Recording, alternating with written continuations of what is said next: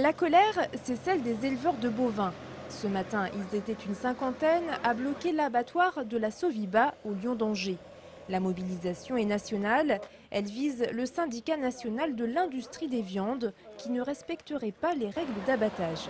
Nos bovins, ils sont payés en fonction du poids à l'abattage, d'un classement, c'est-à-dire comment ils sont appréciés en fonction de leur qualité et du prix.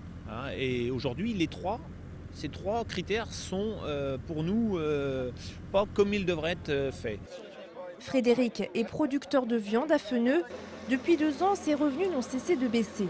Moins 25% en 2007 et sans doute autant en 2008. Aujourd'hui, il se mobilise pour réclamer le paiement juste de ses bêtes. On se rend compte que le consommateur lui paye le produit de plus en plus cher et nous on le vend pratiquement moins cher. Donc on voudrait qu'il y ait un équilibre des marges qui se fasse par rapport aux producteurs, aux transformateurs et aux distributeurs. Joint par téléphone, le président de la Soviba reconnaît que depuis environ 4 mois, certaines erreurs ont été commises. Il y a eu une enquête qui a été menée, qui nous a été présentée au niveau du bureau de l'interprofession. Je crois qu'il faut être extrêmement factuel. Ce qu'on a pu constater, c'est qu'il y a eu des dérives dans la présentation des carcasses, oui, effectivement. L'ensemble des kilos qui devraient être payés aux éleveurs l'est plus ou moins. Mercredi, une rencontre est prévue à Paris entre le président du syndicat national de l'industrie des viandes et les représentants de la Fédération nationale bovine. En attendant, les éleveurs continuent leur opération de blocage.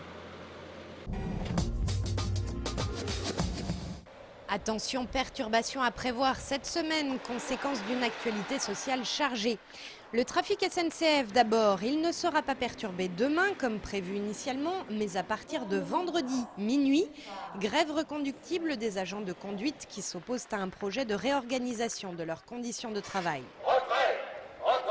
Jeudi, ce sont les enseignants qui descendront dans la rue à l'appel de la quasi-totalité des syndicats de la maternelle à l'université.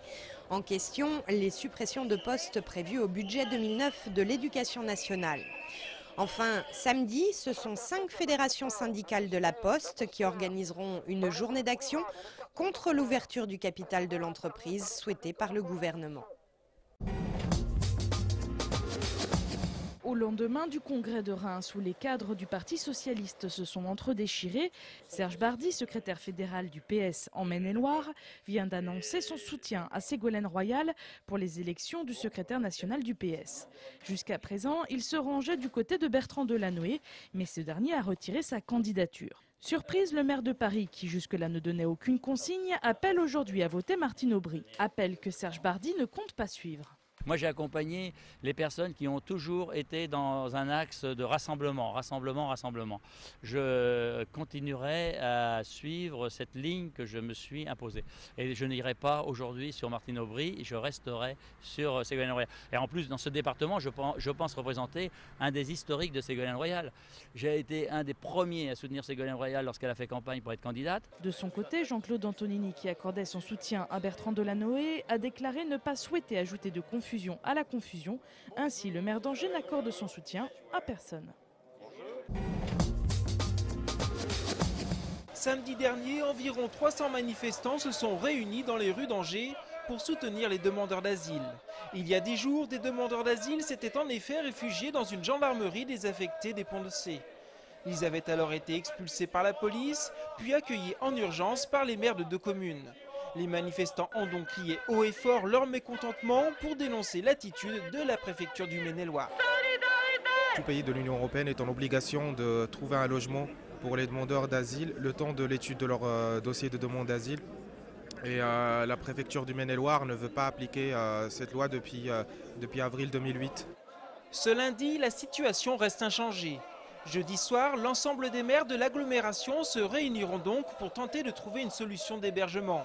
Mais avant ça, Anne-Sophie Auquet de la Jartre et Joël Bigot, maire de Bushman et des Ponts de Cé, ne comptent pas relâcher la pression sur la préfecture. Ils vont en effet demander dès demain au préfet de réquisitionner un bâtiment inoccupé de la commune de Bushman.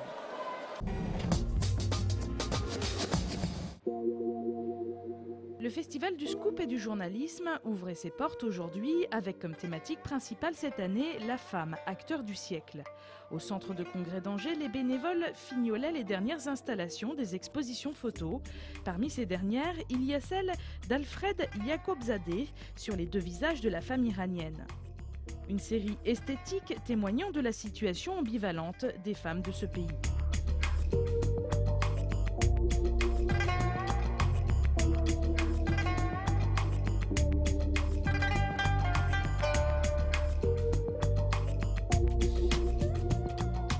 L'entrée est gratuite. Pour plus d'infos sur toutes les expositions et conférences proposées, rendez-vous sur le site internet festivalscoop.com.